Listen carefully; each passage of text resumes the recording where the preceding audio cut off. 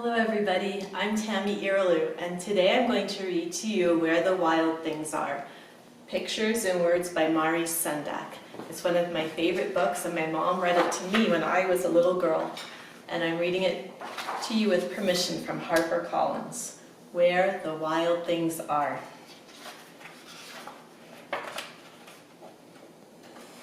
Suspense. Where the wild things are.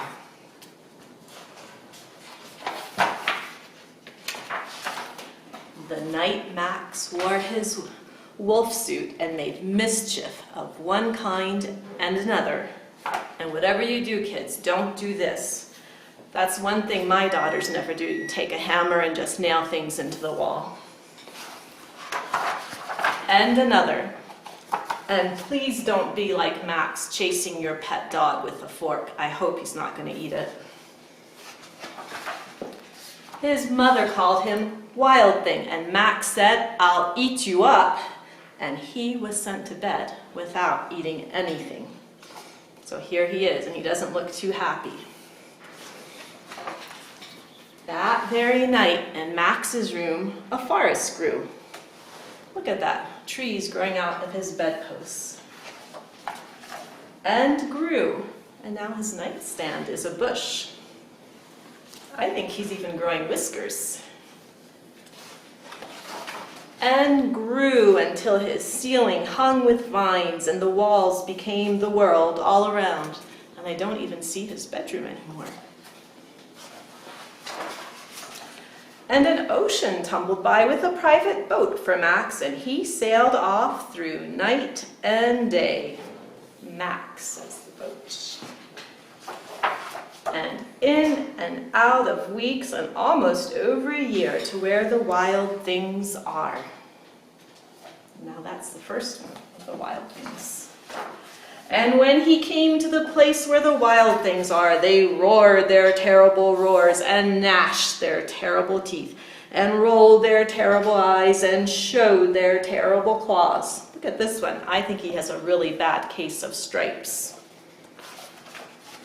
Till Max said, "Be still," and tamed them with the magic trick of staring into all their yellow eyes without blinking once. And they were frightened and called him the most wild thing of all. Now, did you see Max blink?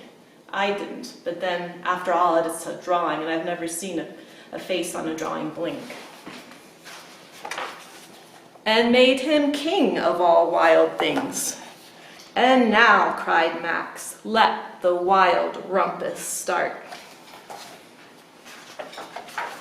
And I'm not sure what happened at the wild rumpus, but it looks like it was a wordless kind of event. I still don't see any words, do you? And here they go again with Max riding on one of the wild things. It looks like he's bull riding.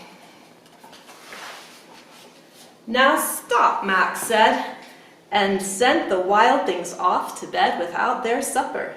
And Max, the king of all wild things, was lonely and wanted to be where someone loved him best of all. Then all around from far away across the world, he smelled good things to eat. So he gave up being king of where the wild things are.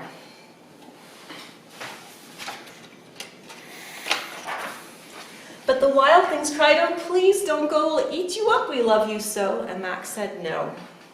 The wild things roared their terrible roars and gnashed their terrible teeth and rolled their terrible eyes and showed their terrible claws. But Max stepped into his private boat and waved goodbye and sailed back over a year and in and out of weeks and through a day. And here's the moon and into the night of his very own room, where he found his supper waiting for him, right over here by the moon. And it was still hot. Thank you for listening. See you next time.